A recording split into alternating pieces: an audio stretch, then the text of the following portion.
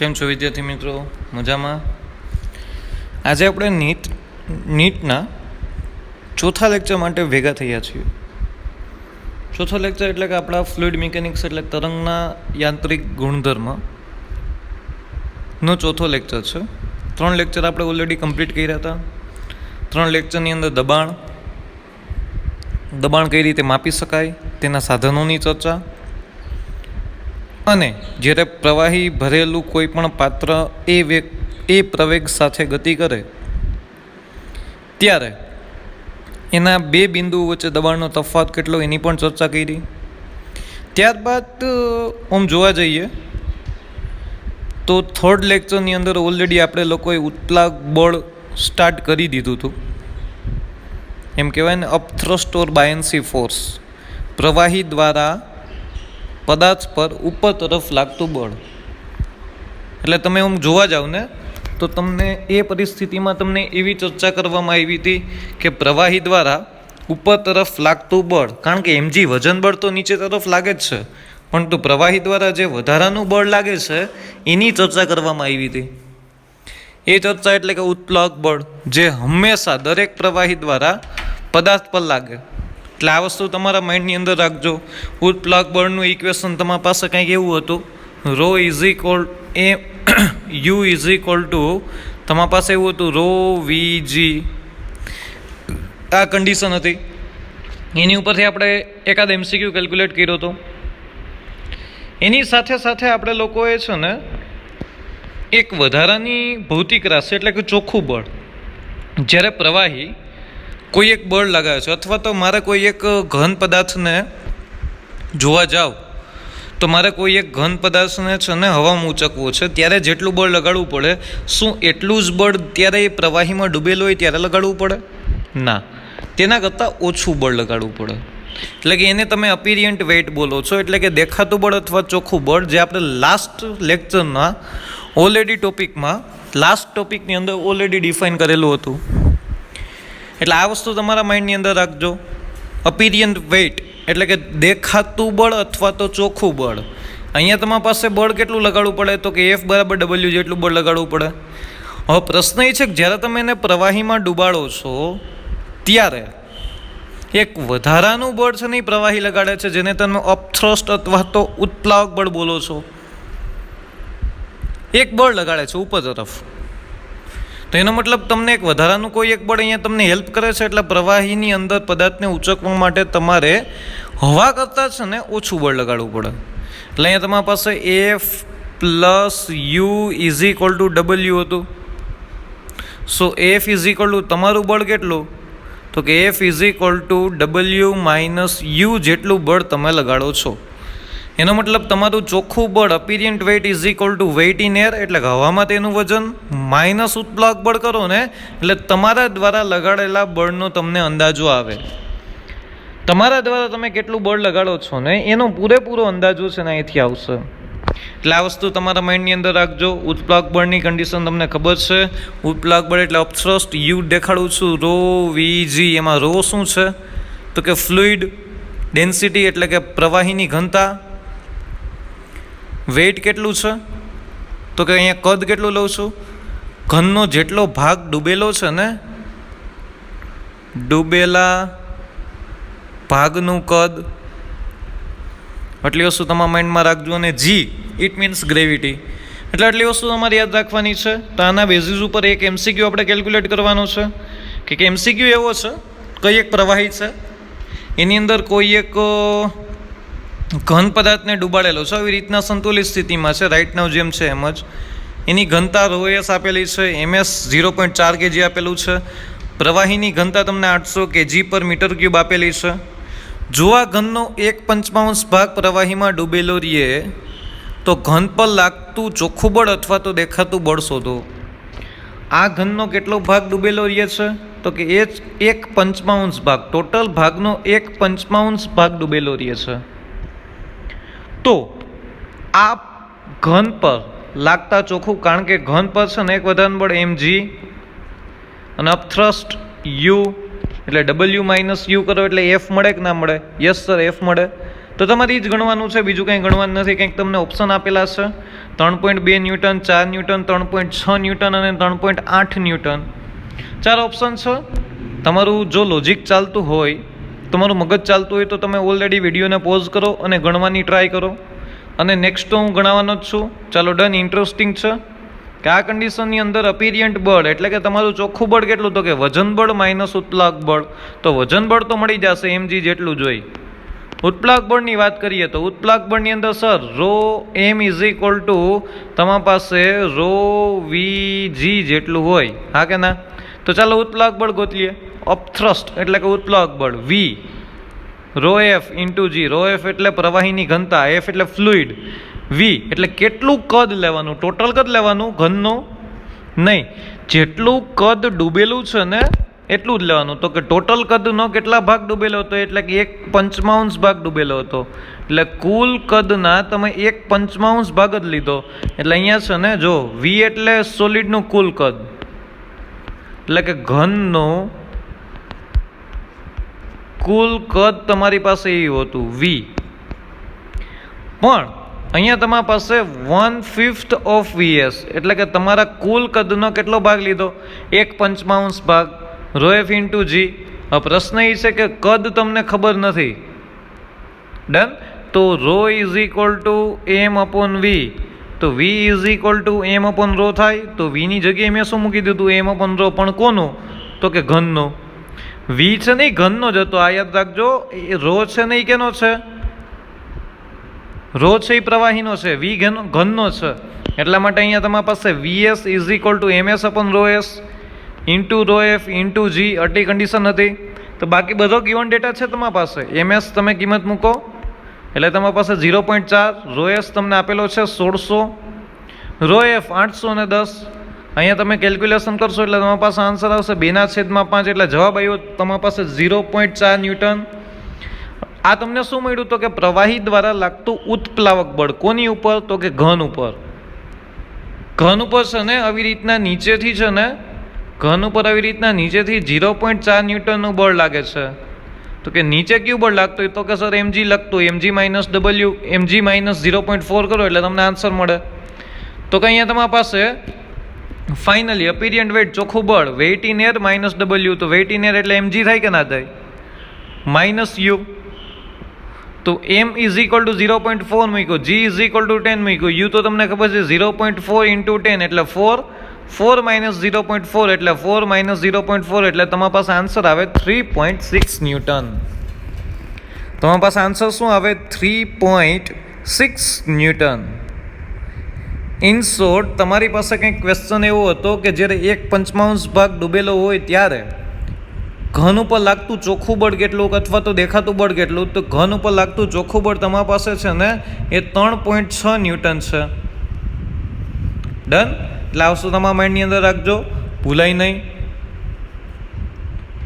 આનો મતલબ શું થાય ખબર છે, જ્યારે તમે એરની અંદર હોય ને ત્યારે એ ઘન પદાર્થને ઉપાડવા માટે 4 ન્યૂટનનું બળ જોઈએ. જ્યારે આ જ પદાર્થને, આ જ ઘન પદાર્થને પ્રવાહીમાં ડૂબાડી દો ને ત્યારે તમારે કેટલા બળની જરૂર પડે, તો કે 3.6 ન્યૂટનનું. શું કામ, ઓછું બળ જોયું. જો રિઝલ્ટ મળ્યું આપને ફાઇનલી. કન્ક્લુઝન ઉપર ધ્યાન આપો.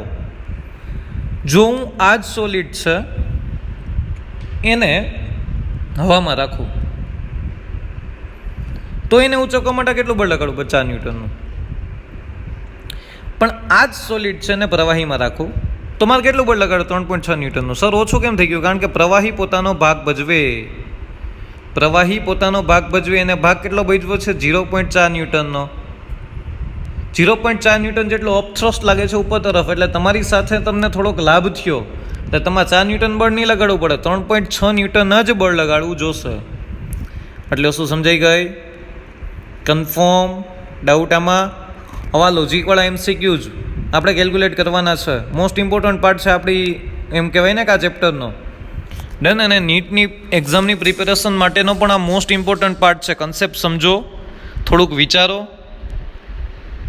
વિચારીને ગણવાની ટ્રાય કરો. ત્યારબાદ તમે છે ને એક લેવલ ઉપર જશો કે ના આટલી વસ્તુ હોય ને તો કંઈક આ જ રીતે સોલ્વ થાય, આની માટે કંઈક છે ને આ જ કન્સેપ્ટનો યુઝ થાય. એ વસ્તુ તમારે છે ને વિચારવી જોશે એ જગ્યાએ. ડન. ધીમે ધીમે પ્રેક્ટિસ કરશો એટલે આ ધીમે ધીમે આ બધી વસ્તુ તમને ફાવતી જશે. વિડીયોનું વારંવાર પુનરાવર્તન કરો, ના સમજાય ત્યાં મને પૂછો. એ રીતના તમારી પ્રિપેરેશન આગળ વધારો. ડન. ત્યારબાદ આ જ ટોપિકની અંદર આપણો મહત્વનો ભાગ છે આર્કિમિડીઝનો સિદ્ધાંત. આર્કિમિડીઝનો સિદ્ધાંત કંઈક એવું કહે છે કે તમારી પાસે કોઈ પણ સોલિડ છે એને પ્રવાહીમાં ડૂબાડો છો ત્યારે એની ઉપર લાગતું અપથ્રસ્ટ એટલે બાયન્સી ફોર્સ કેટલું, તો કે U is equal to rho VG કેટલું. તો અહીંયા રો શું છે, તો કે એ પ્રવાહીની ઘનતા છે. વી શું છે, તો કે ડૂબાયેલા ઘનનું કદ છે. હવે પ્રશ્ન એ થયો કે અહીંયા સોલિડનો આટલો ભાગ ડૂબે છે તો પ્રવાહી એટલું જ દૂર થયું હોય છે કે નહીં દૂર થયું હોય. સમજો તો અહીંયા તમારો ઘનનો આટલો ભાગ ડૂબ્યો તો અહીંયાનું પ્રવાહી કંઈક એટલું ડિસ્પ્લેસ થયું હશે કે નહીં થયું હોય. કે જેટલો ઘનનું કદ ડૂબ્યું હશે ને એટલું જ પ્રવાહીનું કદ દૂર થયું હશે ત્યાંથી. એટલે ડૂબાયેલા ઘનનું કદ બરાબર દૂર થયેલા પ્રવાહીનું કદ પણ લખી શકો. બંને સમાન જ હોય. જેટલી ઘને જગ્યા રોકી છે એટલા કદનું પ્રવાહી ત્યાંથી દૂર થયું છે. એટલે હું આમ પણ લખી શકું ડૂબાયેલા ઘનનું કદ છે એની જગ્યાએ દૂર થયેલા પ્રવાહીનું કદ બંને સમાન જ હોય. સો ધેટ્સ આ તો પ્રવાહીની ઘનતા હતી જ, દૂર થયેલા પ્રવાહીનું કદ લખવું એટલે વીએફ લખ્યું ઇન્ટુ જી. આપણે ઇક્વેશનને હવે ઉત્પ્લાવક બળના ઇક્વેશનને આ ફોર્મેશનમાં જોવાનું છે. U is equal to rho F VF into G. Rho F એટલે શું, તો કે પ્રવાહીની ઘનતા. વીએફ એટલે શું, ઘન ડૂબવાના કારણે દૂર થયેલા પ્રવાહીનું કદ. પ્રવાહીનું કદ, દૂર થયેલા પ્રવાહીનું કદ. જી તો હતું જ ઓલરેડી. અત્યાર સુધી આપણે શું લેતા, અત્યાર સુધી આખી પરિસ્થિતિ આપણે શું લેતા, sir U is equal to rho V G. Rho એટલે તમે સર પ્રવાહીનું લેતા, વી ઘનનું લેતા, જી તો ગ્રેવિટી હતી જ. તો કે હવે વીને મેં શું કર્યું, એક આર્કિમિડીઝના સિદ્ધાંત અનુસાર કંઈક આવી પરિસ્થિતિ થઈ. સર અહીંયા જેટલો ઘનનો ભાગ ડૂબ્યો હશે એટલું જ ત્યાંથી પ્રવાહી દૂર થયું હશે. હા કે ના? Yes sir. હું એમ લખી શકું ને કે રો એફ એટલે ઓલરેડી પ્રવાહી તો હતું જ. આ વી કોનું છે, તો કે પ્રવાહીનું છે ઇન્ટુ જી. એટલે આટલી વસ્તુ તમારા માટે યાદ રાખજો. હવે પ્રશ્ન એ છે કે rho F into V F, rho is equal to M upon V. તો M is equal to rho V લખી શકાય, તો કે સર લખી શકાય. તો રો ઇન્ટુ વી બરાબર એમ લખ્યું એટલે કે અહીંયા એમ આવ્યું, એમ ઇન્ટુ જી. તો કાંઈ એમ શું છે, દૂર થયેલા પ્રવાહીનું દળ. ટોટલ પ્રવાહીનું દળ નથી, આ ઘન જે ડૂબ્યો ને એના લીધે જે પ્રવાહી દૂર થયું ને એનું દળ છે. જો આ લાઈન કરેલી છે ને એમાંથી જે પ્રવાહી દૂર થયું ને એનું દળ છે ને એમ છે. સર એમ ઇન્ટુ જી થયું, એમ ઇન્ટુ જી બરાબર તો દૂર થયેલા પ્રવાહીનું વજન બળ થાય. આને જ આર્કિમિડીઝનો સિદ્ધાંત કહેવાય. પ્રવાહી દ્વારા લાગતું ઉત્પ્લાવક બળ કેટલું, તો કે તમે જે ઘનને ડૂબાડેલો છે ને ઘન દ્વારા જેટલું પ્રવાહી દૂર થયું છે એ પ્રવાહીના વજન બળ જેટલું ઉત્પ્લાવક બળ લાગતું હોય. મોસ્ટ ઇમ્પોર્ટન્ટ પાર્ટ છે, કાંઈ નવું નથી કીધું. મેં મેથેમેટિકલી પ્રૂવ કરી દીધું મેં તમને. યુ બરાબર એમજી જ થાય. એમજી ક્યુ આખા ટોટલ, આ ટોટલનું વજન બળ. ના ના ના ના ના, આ ઘન જે ડૂબ્યો છે ને એના દ્વારા જે પ્રવાહી દૂર થયું છે એ પ્રવાહીના વજન બળ જેટલું તમારું ઉત્પ્લાવક બળ પ્રવાહી દ્વારા ઘન ઉપર લાગતું હોય. હું બોલું છું એની ઉપર ધ્યાન દેજો. યુ બરાબર એમજી. સર એમજી તો હોય જ ને, ગણિત નાખવાનું. પણ આ એમ ક્યુ છે, જો મેં બધું લખેલું છે, દૂર થયેલું પ્રવાહી જ છે. ટોટલ એમજી થયું પણ આ એમજી ક્યુ છે, તો કે આખા પ્રવાહીનું નહીં, દૂર થયેલા પ્રવાહીનું વજન બળ જ છે. એટલે આ વસ્તુ તમારા માઇન્ડની અંદર છે ને ઘુસાડી દેજો. અહીંયા હકીકતે આર્કિમિડીઝનો સિદ્ધાંત કહે છે શું, પહેલાં મેં છે ને ઉત્પ્લાવક બળમાં રોવીજી કીધું, એમાં વીને કંઈક ઘનનું કદ આપ્યું. એ ઘનનું કદ કયું, જે ડૂબાડેલો ઘન છે ને એ કેટલો ડૂબ્યો છે એનું. પણ પછી મને એ ખબર પડી કે જેટલો ઘન ડૂબે છે એટલું જ પ્રવાહી ત્યાંથી દૂર થયું, એટલે બંને સમાન જ હોય. એટલે મેં નવું ઇક્વેશન બનાવ્યું, રો એફ વીએફ ઇન્ટુ જી. પણ રો એફ વીએફ બરાબર તો એમ થાય સર, પણ એમ શું સર, ઘનતા તો આખા પ્રવાહીની છે ને, પ્રવાહીની ઘનતા ગમે ત્યાં લ્યો ને સમાન જ હોય. આટલા ભાગની ઘનતા જુદી ને આટલા ભાગની ઘનતા જુદી એવું હોય? સર આ ડૂબ્યો છે અહીંયાની ઘનતા જુદી, અહીંની ઘનતા જુદી, અહીંની, એવું થોડું હોય. બધાની ઘનતા સમાન જ છે. એટલે આ વસ્તુ તમારા માઇન્ડની અંદર ઘુસાડવાની છે. એટલે વસ્તુ થઈ ગઈ. Yes sir. એટલે અહીંયા તમારી પાસે ઉત્પ્લાવક બળનું મૂલ્ય કેટલું હોય તો કે તમે જે ઘન ડૂબાડેલો છે એ ઘને જેટલું પ્રવાહી દૂર કર્યું છે એ પ્રવાહીનું તમે વજન બળ શોધો ને એટલું જ પ્રવાહી દ્વારા ઘન ઉપર ઉત્પ્લાવક બળ લાગતું હોય. કન્ફર્મ? ડાઉટ આમાં કોઈને? તો એટલા માટે તમે લખો છો યુ બરાબર રો એફ વીએફ ઇન્ટુ જી. આ વસ્તુ યાદ રાખજો. હવે આપણે ઉત્પ્લાવક બળને આ જ કન્ડિશનમાં લખવાનું છે row F VF into G. Rho F એટલે પ્રવાહીની ઘનતા, વીએફ એટલે દૂર થયેલા પ્રવાહીનું કદ, જી એટલે ગ્રેવિટી. ડાઉટ આમાં કોઈને? કન્ફર્મ? આર્કિમિડીઝનો સિદ્ધાંત સમજાઈ ગયો? શું કહે છે, કઈ રીતના કહે છે, એ બધી વસ્તુ સમજાઈ ગઈ ને? તો કે ગુડ. ચાલો એની ઉપરથી જોવાનું છે લોસ ઓફ ફ્લોટેશન. પદાર્થ તરે એના માટેના કયા કયા નિયમો જવાબદાર છે? જો પદાર્થ તરતો હોય તો એનો મતલબ એવો થઈ ગયો સંતુલિત સ્થિતિમાં છે તો જ તરે ને. એનો મતલબ એવો થઈ ગયો પ્રવાહી દ્વારા લાગતા બધા જ બળનો સરવાળો શૂન્ય છે. સંતુલિત અવસ્થાનો મતલબ એવો જ થાય ને કે પદાર્થ પર લાગતા ટોટલ પરિણામી બળનું મૂલ્ય શૂન્ય હોય. શું કીધું મેં? શું કીધું? સંતુલિત અવસ્થાનો મતલબ એવો થાય કે એ પદાર્થ પર લાગતા બધા જ પરિણામી બળનો સરવાળો શૂન્ય થાય. એને તમે સંતુલિત અવસ્થા બોલો છો ને સર? હા, એને જ સંતુલિત અવસ્થા બોલીએ છીએ. તો એનો મતલબ કોઈ એક પદાર્થને આપણે છે ને પ્રવાહીમાં ડૂબાડેલો છે તો એની ઉપર એક બળ કયું લાગતું હોય mg, બીજું બળ ઉપર તરફ કયું લાગતું હોય ઉત્પ્લાવક બળ. જો પદાર્થ તરે છે તો એનો મતલબ એવો થયો ને વજન બળ બરાબર ઉત્પ્લાવક બળ, તો જ પદાર્થ તરી શકે, તો જ પદાર્થ તરી શકે ને. બાકી કોઈ શક્યતા છે કે પદાર્થ તરી શકે? નહીં. તો કે ટોટલ બે જ બળ લાગે છે. અહીંયા કંઈક સમસ્થિતિ તો કોઈ બળ લાગતા નથી. ડન? એનો મતલબ યાદ રાખજો. હવે આ કન્ડિશન આપણે 9મા ધોરણમાં હતા ત્યાંથી ભણીએ છીએ. પદાર્થ તરે તે માટેની શરતો કેટલી? તો કે સર ઘનતા છે ને, ઘનની ઘનતા પ્રવાહીની ઘનતા કરતાં ઓછી હોય. તમે જે પદાર્થ ડૂબાડેલો છે અહીંયા એની ઘનતા પ્રવાહીની ઘનતા કરતાં ઓછી હોય તો જ પદાર્થ તરે. જો આના કરતાં ઊંધું હોય, rho is greater than rho F, ઘનની ઘનતા પ્રવાહીની ઘનતા કરતાં વધારે છે તમારી પાસે, ઘનની ઘનતા પ્રવાહીની ઘનતા કરતાં વધારે છે. લોખંડની ઘનતા પાણીની ઘનતા કરતાં વધારે છે એટલે લોખંડ છે એ ડૂબી જશે. લોખંડ છે, લોખંડની ખીલી નાખશો એટલે એ ડૂબી જશે. કન્ફર્મ? એટલે વસ્તુ સમજાઈ ગઈ. અને સર ત્રીજું મહત્વનું જે અમારે વિચારવા જેવું હતું એ સર એ બંને સમાન હોય તો પણ પદાર્થ તરે. તો કે સર અહીંયા પદાર્થ તરે છે ને અહીંયા પદાર્થ તરે છે તો બેમાં ફેર શું? તો કે આ પહેલી કન્ડિશનમાં જે પદાર્થ છે ને એ આવી રીતના તરે, જે પહેલી પરિસ્થિતિ છે ને એમાં પદાર્થ છે ને આવી રીતના તરે.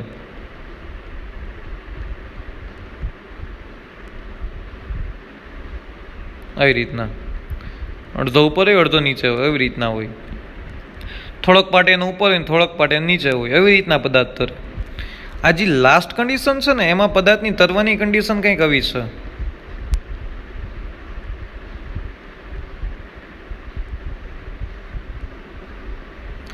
પદાર્થ છે ને આમ સંપૂર્ણ સપાટી, અહીંયા પદાર્થની સપાટી પ્રવાહીની જે મુક્ત સપાટી હોય ને ત્યાંથી લઈને સમગ્ર પદાર્થ છે ને અંદરની બાજુ વયો ગયો ને પદાર્થ એમ તરે. બંનેમાં પદાર્થ તરે છે પણ અહીંયા પહેલી કન્ડિશનમાં પદાર્થનો થોડોક ભાગ ઉપર ને થોડોક ભાગ નીચે, પ્રવાહીની નીચે, એ રીતના તરે. પણ આ કન્ડિશનમાં છે ને સંપૂર્ણ કદ છે ને અંદર હોય પરંતુ એનો ઉપરનો ભાગ છે ને એ પ્રવાહીની સપાટી જે મુક્ત સપાટી છે ને ત્યાં ટચ થઈ ગયેલો હોય. પદાર્થ એ રીતના તરે. અહીંયા તો પદાર્થ ડૂબે જ છે એટલે કે સિંક થાય છે, સિંક થાય છે એનો મતલબ ડૂબેલો જ પાર્ટ કહેવાય. આ બેમાં કેમ તરે યાદ રાખવાનું હતું. ડન? કન્ફર્મ?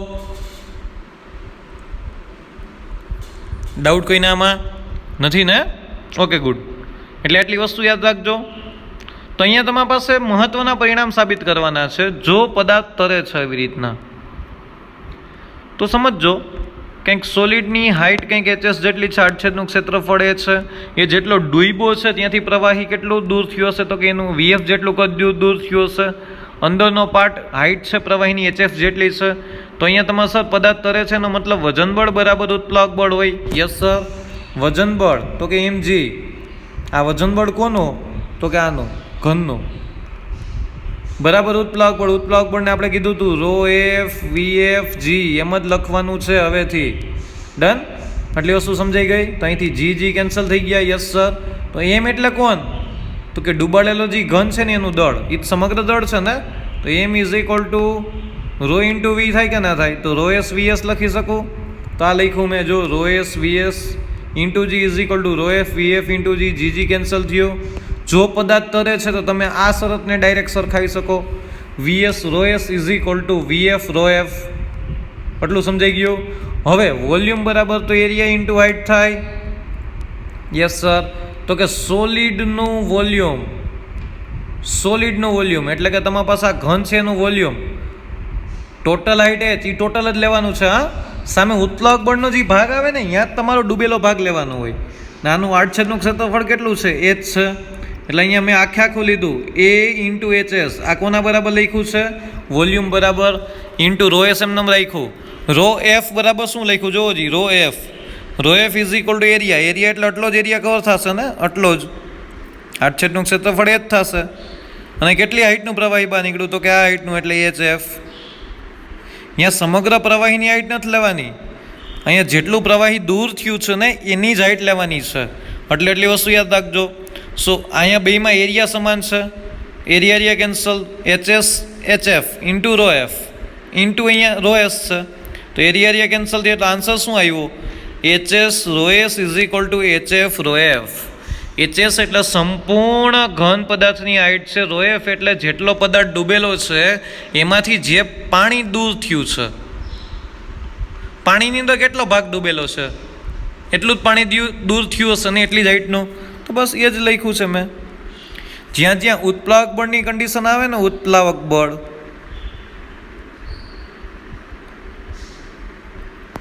ત્યાં તમારે ડૂબેલા ભાગનું લેવાનું. કેટલો પાર્ટ ડૂબેલો છે એ જોવાનું. જ્યાં ડાબી બાજુનો ભાગ આવે ને, જ્યાં ઘન પદાર્થનું, ત્યાં સંપૂર્ણ બધું લઈ જ લેવાનું, કાંઈ વિચારવાનું જ નહીં. બધી વસ્તુ તમારે કન્સિડર કરી જ લેવાનું થાય છે ત્યાં. એટલી વસ્તુ સમજાઈ ગઈ? ડાઉટ આમાં કોઈને નથી ને? ચાલો કે ગુડ. અહીંયા જે બોક્સ કરેલા ઇક્વેશન છે એ મોસ્ટ આઈએમપી છે તમારી માટે. ડાયરેક્ટ એનો યુઝ કરી શકવાના છો તમે લોકો એમસીક્યુની અંદર. એટલે આ વસ્તુ તમારા માઇન્ડની અંદર રાખજો. ચાલો, આ વસ્તુ સમજાઈ ગઈ? તો આના બેઝિસ ઉપર લોસ ઓફ ફ્લોટેશન, આર્કિમિડીઝનો સિદ્ધાંત, આ બધી વસ્તુ તમારા માઇન્ડમાં રાખજો. એક વખત એનસીઆરટીમાંથી વાંચી લેજો. આર્કિમિડીઝનો સિદ્ધાંત બ્લુ કલરના ટેબલમાં લખેલો છે. એટલે આ વસ્તુ યાદ રાખજો. લોસ ઓફ ફ્લોટેશન, પદાર્થ ક્યારે તરે ક્યારે ડૂબે એની શરતો લખી મેં.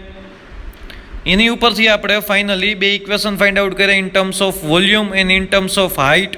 ઇન ટર્મ્સ ઓફ વોલ્યુમ છે આ, ઇન ટર્મ્સ ઓફ હાઇટ છે. આ બધી વસ્તુ આપણે ડિફાઇન કરી.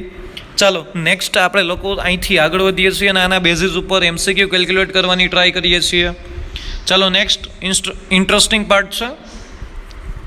તો તમારી પાસે કંઈક એમસીક્યુ છે. થોડી આયનની ગોળીને વેક્સ બોલમાં જડિત કરેલી છે. વેક્સ બોલ છે એની અંદર આયનની ગોળી એવી રીતના જડિત કરી દીધી છે. તે પાણીમાં તરે છે. તે બોલનું કદ 18 સેન્ટીમીટર ક્યુબ અને તેની સાપેક્ષ ઘનતા વેક્સની 0.9 છે. સાપેક્ષ ઘનતા 0.9 ગ્રામ પર સેન્ટીમીટર ક્યુબ થાય. ડન? સાપેક્ષ ઘનતા કીધી છે. એટલે આ વસ્તુ યાદ રાખજો. બોલની અંદરની આયનની ગોળીએ સમાવેલું દળ શોધો. ઇન શોર્ટ, આ વેક્સ બોલ છે એની અંદર આયનની ગોળી કેટલું દળ સમાયું હશે, આયનની ગોળીનું દળ કેટલું હશે એ ગોતવાનું છે. ડન? તમારી પાસે કંઈક ઓપ્શન છે 1.8 ગ્રામ, 2.7 ગ્રામ, 16.8 ગ્રામ અને 8.1 ગ્રામ. આટલી વસ્તુ સમજાઈ ગઈ? Yes sir. ચાલો કાંઈ વાંધો નહીં. તો હવે ધારી લીધું કે બોલમાં આયન દ્વારા જડિત દળ એમ છે. જે બોલ છે ને એની અંદર આયન દ્વારા જડિત દળ આપણી પાસે કેટલું છે? તો કે એમ જેટલું છે. ડન? આમાં ડાઉટ કોઈને? એમ જેટલું છે. તો કે બોલ તરે છે. બોલ તરતું હોય તો સંતુલિત અવસ્થા કહેવાય.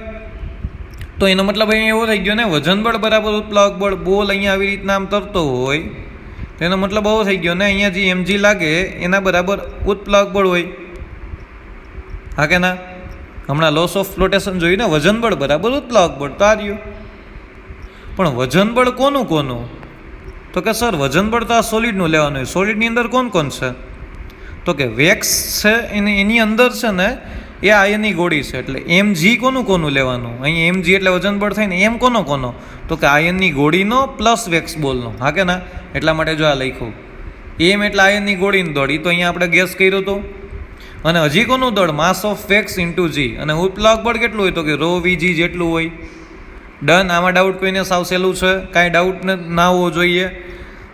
આ કન્ટેનર હતું, એમાં પાણી હતું, એની અંદર બોલ તરતો હતો, તરે છે એનો મતલબ અહીંયા વજન બળ બરાબર ઉત્પ્લાવક બળ હોય. Yes sir.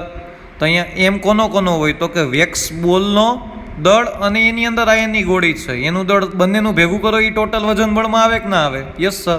તો M plus mass of wax into G, એટલે M plus M wax into G is equal to rho VG. G cancel થયા.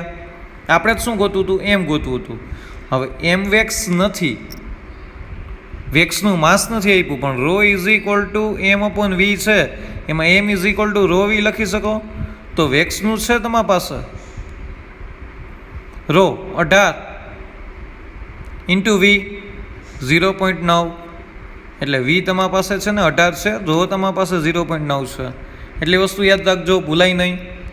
કન્ફર્મ. તો અહીંયા તમારી પાસે માસ of wax is equal two શું લખ્યું? વી રો. વી તમારી પાસે કંઈક ઓલરેડી રકમમાં છે 18, અને રો તમારી પાસે ઓલરેડી રકમમાં છે 0.9. સાપેક્ષ ઘનતા ગ્રામ પર સેન્ટીમીટર ક્યુબ. બંને કર્યું એટલે અહીંયા દળ થઈ ગયો. જી તો કેન્સલ થઈ ગયા હતા. અહીંયા રો કેટલું હતું? રો તો 18 જ હતું. ડન. ઉત્પ્લાવક બળ આ કન્ડિશનમાં. અને અહીંયા સોરી રો નહીં, એ તો છે ને 18 છે, તો ઓલરેડી કદ છે, અહીંયા કદ પહેલાં લખેલું છે, એટલે અહીંયા વી ઇન્ટુ રો છે. તો અહીંયા કદ કેટલું હતું? તો કે 18 હતું. અને ઘનતા કેટલી હતી પાણીની? તો કે 1 ગ્રામ પર સેન્ટીમીટર ક્યુબ. ગ્રામ પર સેન્ટીમીટર ક્યુબમાં કદ તમારી પાસે, ઘનતા તમારી પાસે એક જ હોય, એટલે આ વસ્તુ તમારા માઇન્ડમાં રહી ગઈ.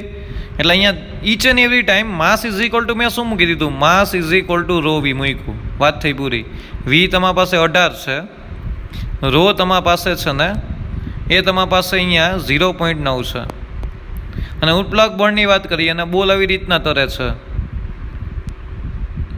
એનું ટોટલ વોલ્યુમ તરતો, એનો મતલબ બહુ થઈ ગયો ને સપાટીથી, તો એનું સંપૂર્ણ કદ અહીંયા અંદર ગયું, તો એટલું જ પ્રવાહી એનાથી ડિસ્પ્લેસ થયો હશે. એટલે અહીંયા વીજી મૂક્યો છે, વીએફ મૂક્યો છે. વીએફ તમે કેટલું મૂક્યું? તો કે 18 જ મૂક્યું. 18 સેન્ટીમીટર ક્યુબનું જ કદ, પાણીનું કદ એને દૂર કર્યું હશે, બોલ અંદરથી તરે છે એટલા માટે. અને એની ઘનતા કેટલી છે? તો કે 1 છે. એટલે વસ્તુ સમજાઈ ગઈ. ડન. મેં થોડુંક અહીંયા રો વી લખ્યું છે, અને અહીંયા કિંમત મેં વી રોની મૂકી છે, વી ઇન્ટુ રો છે. ડન. એટલે આ વસ્તુ યાદ રાખજો, ભૂલાય નહીં. તો અહીંયા તમે સોલ્વ કર્યું કંઈક, તો કંઈક આન્સર આવ્યો અહીંયા તમારી પાસે M plus 16.2 is equal to 18. Done. તો M is equal to 18 minus 16.2, એટલે એમ બરાબર કેટલું આવ્યું? તો કે 1.8 ગ્રામ. યુનિટ ચેન્જ કરવાની નીડ નથી, બધી વસ્તુ સેન્ટીમીટર ક્યુબની અંદર, ગ્રામની અંદર જ છે. એટલે આ વસ્તુ યાદ રાખજો, ભૂલાય નહીં. આટલી વસ્તુ સમજાઈ ગઈ? ડાઉટ નથી ને આમાં કોઈને? કન્ફર્મ. મેં સિમ્પલ લોજિકનો યુઝ કર્યો. બોલ તરે છે એનો મતલબ વજન બળ બરાબર ઉત્પ્લાવક બળ. ડન. વજન બળ બરાબર ઉત્પ્લાવક બળ. તો વજન બળમાં વજનમાં એમ જી હોય, તો એમ કોનું હોય?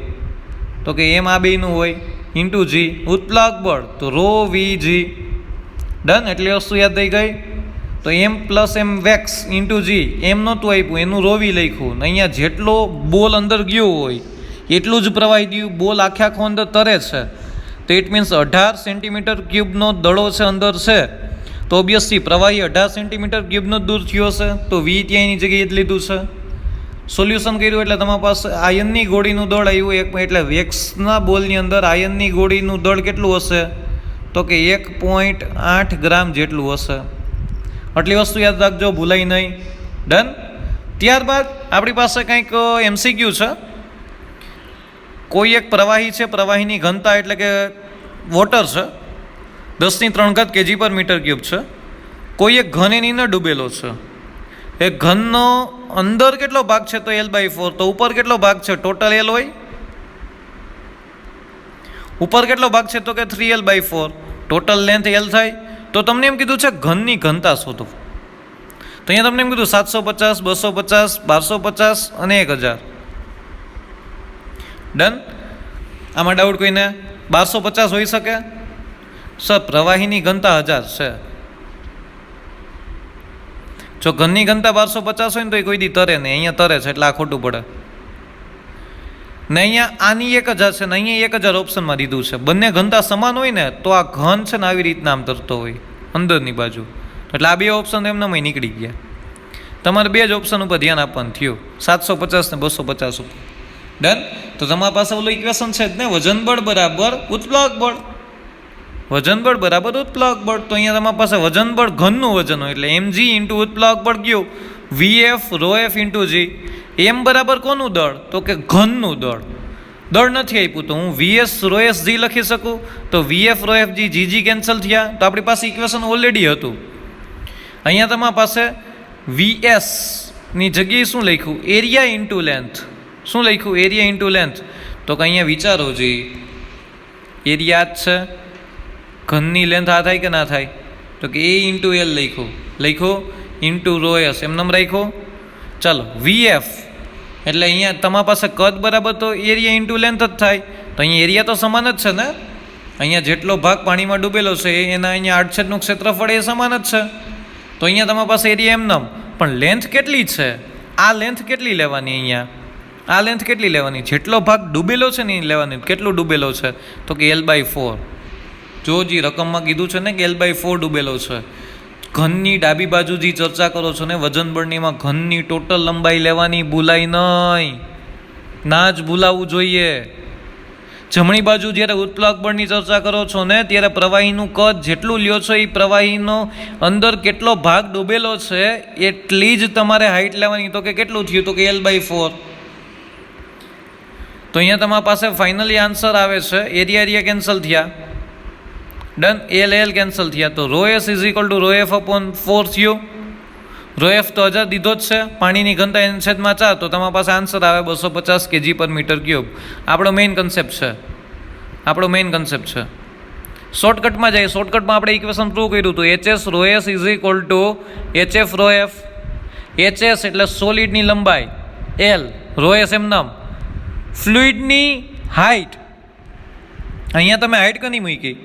તો કે સર સોલિડની હાઇટ મૂકી. સોલિડની હાઇટ કેટલી છે? તો કે સર એલ છે ટોટલ, એની ઘનતા. અહીંયા HF છે તો એનો કેટલો ભાગ ડૂબેલો છે? તો કે L/4. અહીં L/4 મૂક્યું ઇન્ટુ ρf થઈ ગયું એટલે LL કેન્સલ થયા. તો ρs is equal two ρf/4. ρf તો આપેલું છે 1000/4 એટલે આન્સર કેટલો? 250 g/m3. અહીં આન્સર kg/m3માં માંગ્યું છે. 250 kg/m3. બે રીતે મેં સમ ગણેલો છે, આ મૂળ કન્સેપ્ટથી ગણેલો છે. એટલે આ વસ્તુ તમારા માઇન્ડની અંદર રાખજો. મૂળ કન્સેપ્ટની અંદરથી સમ કઈ રીતના સોલ્વ થઈને તમે શોર્ટકટ આ ઇક્વેશનનો ડાયરેક્ટ યુઝ કરી શકો છો. નીટ છે, કોઈ તમને ગુજરાત બોર્ડ ગણવાનું કહેતું નથી. ગમે તે તમે રીત યુઝ કરો. જો તમને ડાયરેક્ટલી સ્ટ્રાઇક થઈ ગયું છે આ ઇક્વેશન તો એ યુઝ કરો. મને કાંઈ ફેર નથી પડતો કે તમને કંઈ ફેર નથી પડતો. આ વસ્તુ યાદ રાખજો, ભૂલાય નહીં. કન્ફર્મ? ડાઉટ આમાં કોઈને નથી ને? ડાઉટ? ઓકે, ગુડ, સમજાઈ ગયું. ચાલો એના પછી એના જેવો જ કંઈક MCQ છે. જો કોઈ બરફનો ટુકડો જેની ઘનતા 0.9 g/cm3 છે એ દરિયાના પાણી કે જેની ઘનતા 1.1 g/cm ની સપાટી પર તરે છે, તો વહાણમાં બેઠેલા નાવિકને તેનો કેટલો પ્રતિશત ભાગ તરતો દેખાશે? કેટલા પ્રતિશત ભાગ તરતો દેખાશે? તો ઓબ્વિયસ છે, અહીંયા પ્રતિશત ફેરફાર છે. પ્રતિસાઇડ એડ કીધી 7/7 ટોટલ 11 હોય તેનો 7મો ભાગ દેખાય છે, ટોટલ 11 હોય તેનો 3જો ભાગ દેખાય છે, ટોટલ 11 હોય તેનો 4થો ભાગ દેખાય છે, ટોટલ 11 હોય તેનો 2જો ભાગ દેખાય છે. આપણે નક્કી કરવાનું છે. ઓબ્વિયસ છે ને? એને એમ કીધું છે કે અહીંયા હિમશિલા હોય, દરિયાની સપાટી છે એની અંદર આમ તરતી હોય, અહીંયા કોઈ એક હોડી જાય છે, હોડી તરે છે, તો અહીંયા કોઈ એક નાવિક બેઠો છે. વાહ સર વાહ, પાછા આપણા મૂળ મુદ્દા ઉપર આવી ગયા.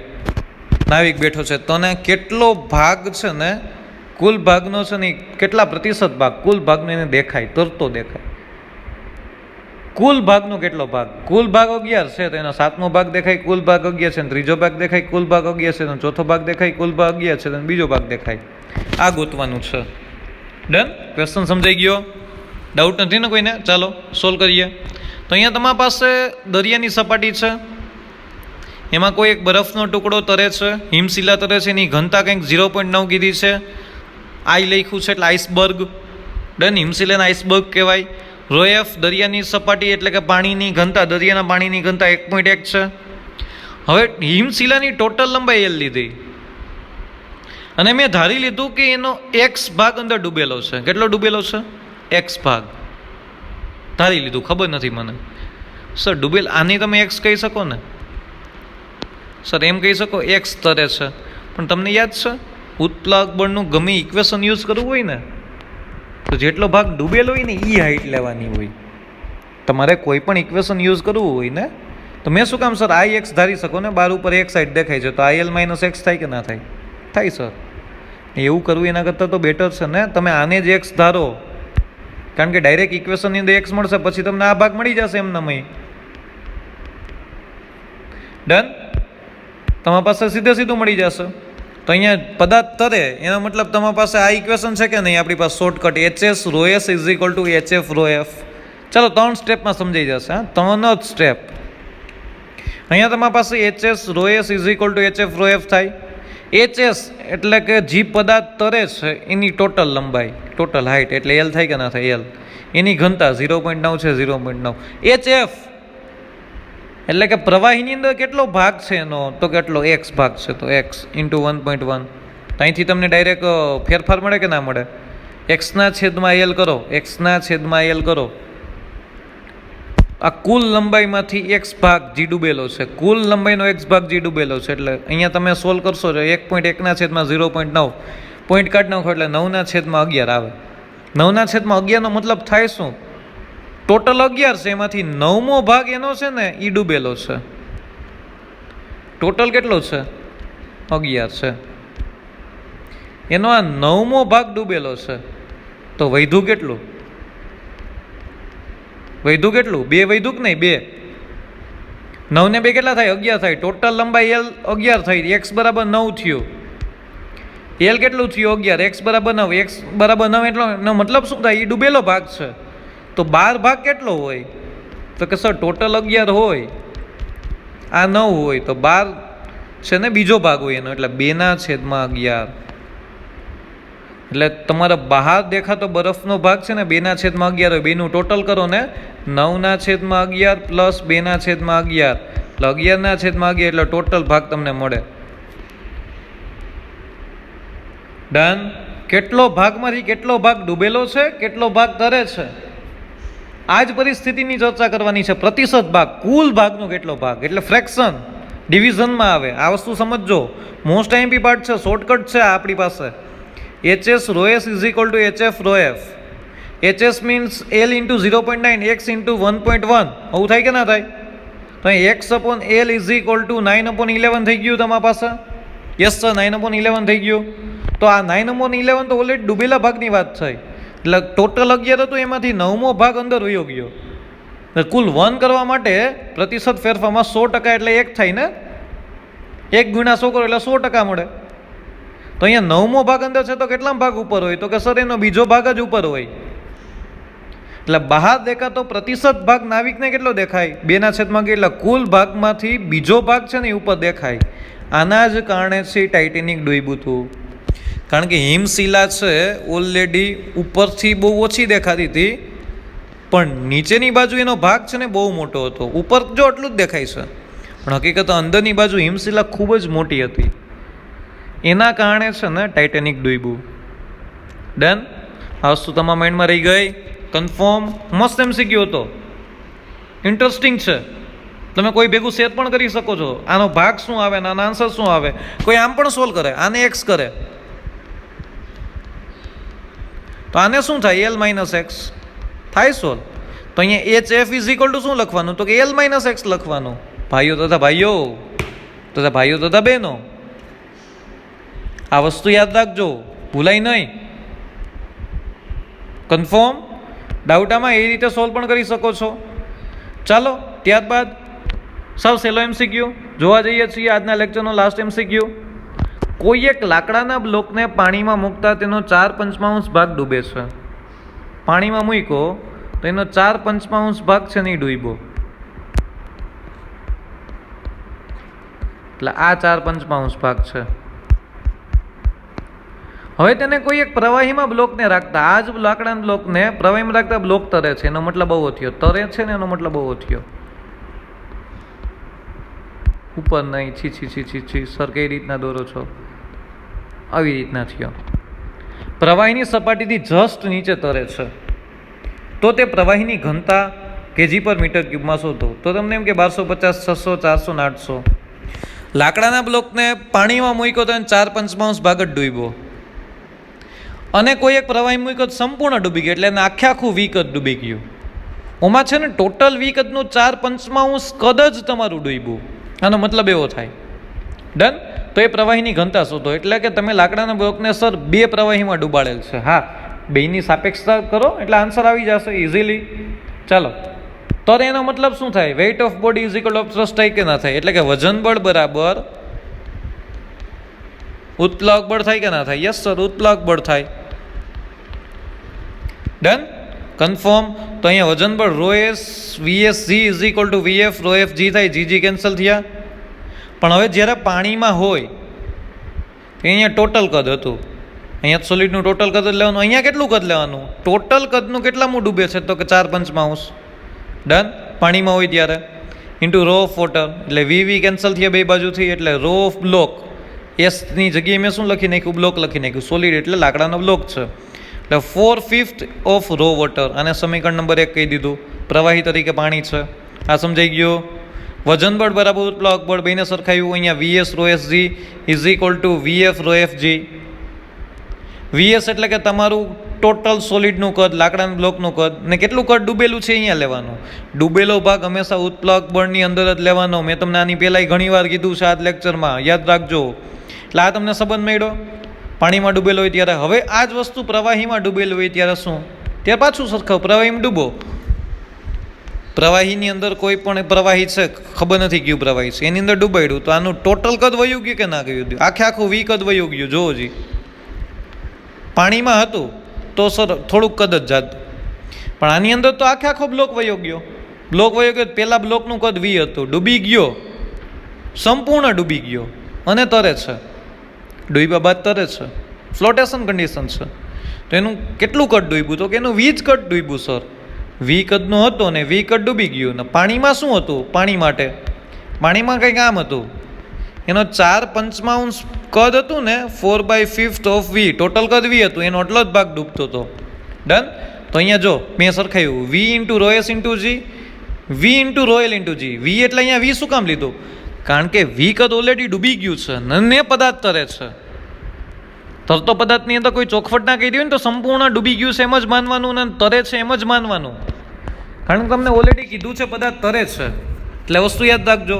તો અહીંયા વી કેન્સલ થઈ ગયા, જી કેન્સલ થઈ ગયા, તો rho of block is equal to rho of liquid. સમીકરણ 1 અને 2 બંનેની ડાબી બાજુ સમાન છે. જો rho of block is equal to rho of liquid block, બંને બાજુ સમાન છે કે નહીં? જમણી બાજુને સરખાવો. ઇક્વેશન 2 1 અને 2 ઉપરથી rho of liquid is equal to 4/5 rho of water, એટલે લિક્વિડની જ ઘનતા જોતી હતી.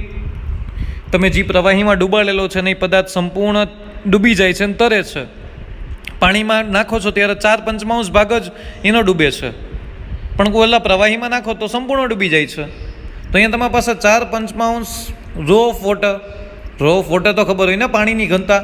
તો 4/5 10/3, એટલે તમારી પાસે ફાઇનલી આન્સર મળી ગયો 800 kg પર મીટર ક્યુબ. મે બી આલ્કોહોલ છે, 99% આલ્કોહોલ છે. આલ્કોહોલની ઘનતા 800 kg પર મીટર ક્યુબ જેટલી હોય. એટલે કોઈ એક લાકડાના બ્લોકને મેં પાણીમાં ડૂબાડ્યો ત્યારે એનો કુલ કદનો 4/5 ભાગ જ ડૂબ્યો અને તરતો તો બ્લોક. હવે જ્યારે એને આલ્કોહોલમાં ડૂબાડવામાં આવ્યો ત્યારે એનું સંપૂર્ણ કદ ડૂબી ગયું અને તરે છે, ફ્લોટેશન જ થાય છે. તો એ પ્રવાહીની ઘનતા 800 kg પર મીટર ક્યુબ છે. કન્ફર્મ. આજના MCQ જોરદાર MCQ હતા, થોડુંક વિચારજો. તમારા માઇન્ડની અંદર કે આની અંદર કઈ રીતના સોલ્વ થાય? કન્ફર્મ? ડન? હરેક એમસીક્યુમાં વિચારવા જેવું હતું. આના પછીના લેક્ચરની અંદર ઉત્પ્લાક બળના હજી અમુક કન્સેપ્ટના 1-2 એમસીક્યુ લઈને આપણે નવો ટોપિક તરફ જઈએ છીએ. ડન? ઉત્પ્લાક બળ, લો ઓફ ફ્લોટેશન અને આર્કિમિડીઝનો સિદ્ધાંત હાઇડ્રોસ્ટેટિક્સ એટલે સ્થિત પ્રવાહી માટે મહત્વના છે. એમ કહેવાય ને કે આઈએમપી છે. એટલી વસ્તુ તમારા માઇન્ડમાં રાખજો. આ નીટનો લેક્ચર તમારી નોટબુકની અંદર ઉતાર લેજો, જોજો. કાંઈ પણ ડાઉટ લાગે તો મારો કોન્ટેક્ટ કરજો. Okay, good. Thank you very much. Stay home, stay safe.